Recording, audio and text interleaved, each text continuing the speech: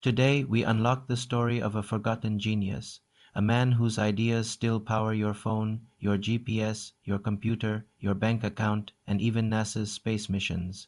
His name is Muhammad ibn Musa al-Khwarizmi, the man who gave the world algebra. Imagine a world without formulas, without variables, without x or y, a world where solving even simple equations was a monumental task, a confusing puzzle with no clear rules. Before the ninth century, mathematics was a collection of scattered, disconnected ideas. The Greeks had mastered geometry, the Hindus had developed a revolutionary number system, but there was no universal language to bring it all together. Problems were solved with cumbersome geometric shapes or long, winding descriptions. There was no single, unified method. Then, in the Golden Age of Islam, within the magnificent walls of the House of Wisdom in Baghdad, a quiet revolution began.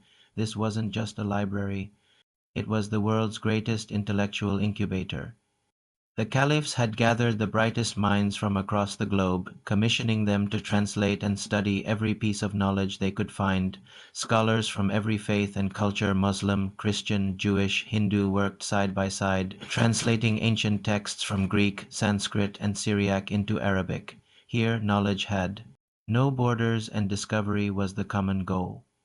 In the middle of this intellectual storm stood a brilliant mathematician from a region called Khwarizm in modern-day Uzbekistan.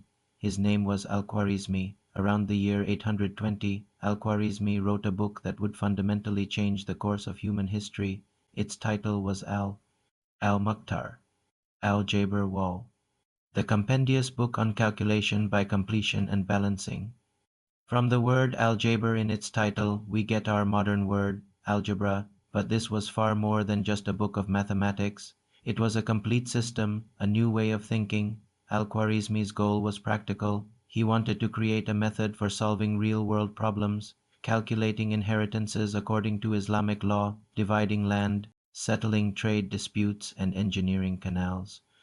He introduced a systematic, step-by-step process that anyone could learn and apply. He replaced guesswork with pure, undeniable logic.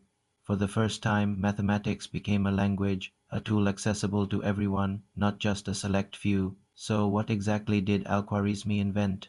He was the first to treat algebra as an independent discipline. He introduced the concept of reducing a problem to a standard form of equation, like linear or quadratic equations. He gave us the methods of algebra and al-makabala. Algebra means restoration or completion, referring to moving a negative term from one side of an equation to the other to make it positive. Al-makabala means balancing, which is the process of subtracting the same quantity from both sides. Does that sound familiar? It should. It's the same fundamental process taught in every algebra class around the world today. He was the first to classify equations into 6 standard types and demonstrate how to solve them using both algebraic steps and geometric proofs. His methods were so elegant, so complete, and so perfect, they have remained the foundation of algebra for over 1,000 years. But Al-Khwarizmi's influence didn't stop there. He was also instrumental in popularizing the Hindu-Arabic numeral system, the numbers 0, 1, 2, 3 through 9 across the Middle East and eventually Europe. Before him, calculations were done with clumsy Roman numerals or on an abacus. His work made arithmetic incredibly efficient, and his name gave us another crucial word.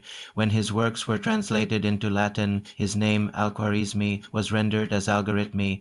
From this, we derive the word algorithm, the very heart of all computer science.